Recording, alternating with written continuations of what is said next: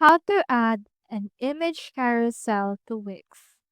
So in order to add a widget carousel or an image carousel to your Wix site, just find in here a blank space of your website, then click on this plus icon or this plus icon right here in order to add an element.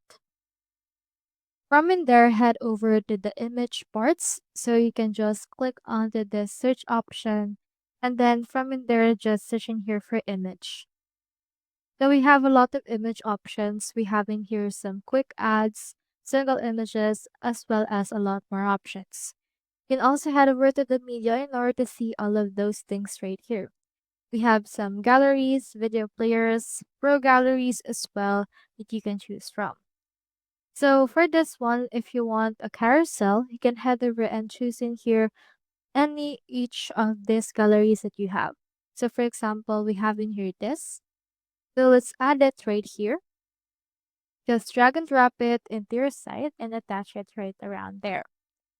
Now it will actually add this particular image carousel to your actual website, and you should be able to see it right here once it's done loading all together.